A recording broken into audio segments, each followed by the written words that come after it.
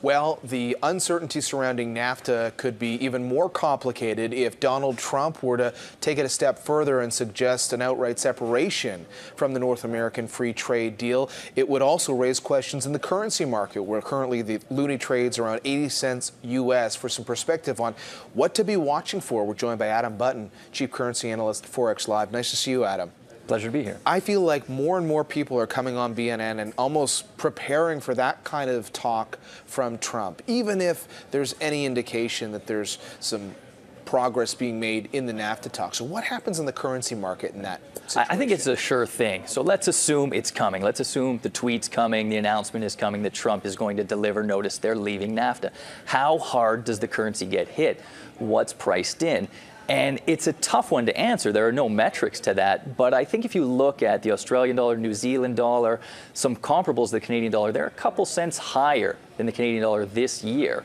And I think that's what's been restrained from the loonie. And I think there's still more to fall once the announcement comes. And why am I so sure that it's coming? Well, you looked at the headlines a couple weeks ago. The Canadian dollar got bounced around. There was a report said their Canadian officials are sure Trump's going to leave. Yes, that's right. And then the Americans denied it. But I think both reports are right.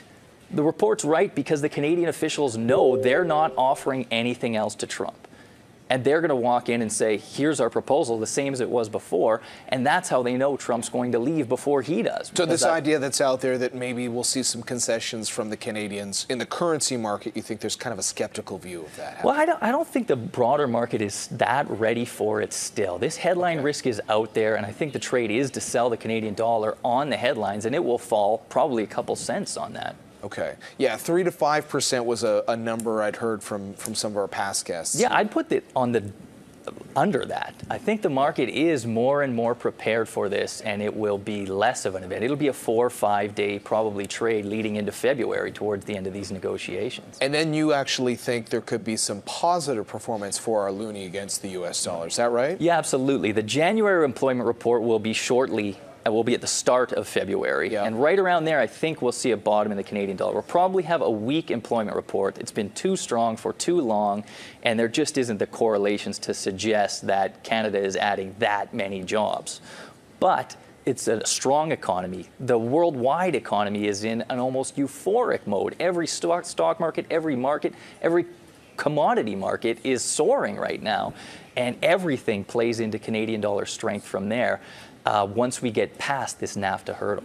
So if, let me see if I have my math right here. So you think maybe you see a relatively soft jobs number for January? Is that what you're saying? Wouldn't that send the message that, well, the Bank of Canada, they raised rates once this year, maybe they'll do it again, but with a number like this, that's maybe less likely. Doesn't that put a little bit of pressure on the loonie? I think you'll see those worries in early February. You'll get so that's when you're going to get the bottom. It all bottom. plays out now. Right. It's kind of like a first quarter story. Yeah, exactly. For the next 3 weeks, I think you're going to have some negative headlines hit Canadian dollar, probably day after day. Got it. And then that's the bottom. That's the opportunity for people looking to buy on the Canadian dollar. And I think everything ahead of it after that is going to be good news. And we've talked about this a few times on the program recently, but many would argue Donald Trump doesn't have a problem with a weak U.S. dollar. He thinks that's beneficial to the U.S. economy. He's trying to do a lot of stuff to benefit the U.S. economy. Is that something you have to think about when you determine where the loonie is going? I mean, if the U.S. president,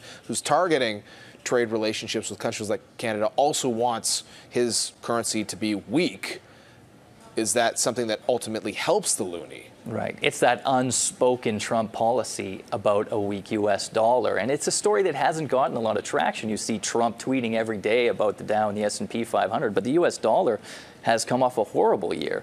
And some of it is a bit of a puzzle because you've had tax reform, you've had better growth, higher interest rates. Also at the start of February, we'll have Powell coming in. And the risk is that he is a little more hawkish. The Fed says, you know what, we might hike 4 times this year. You're starting to see that kind of talk. But the market just hasn't embraced it. And I think what's happening is you have these investment outflows from U.S. dollars into Europe, into the rest of the world, into emerging markets, even into Canada. And that's repressing the U.S. dollar. Got it. So a little bit of a battle maybe to watch, Trump tweets versus what we hear from the new central banker south of the border in terms of the U.S. dollar outlook. You mentioned fund flows. We've had a number of equity market investors say recently that there's less appetite in some of the Canadian stocks, and that actually works against our loonie as well.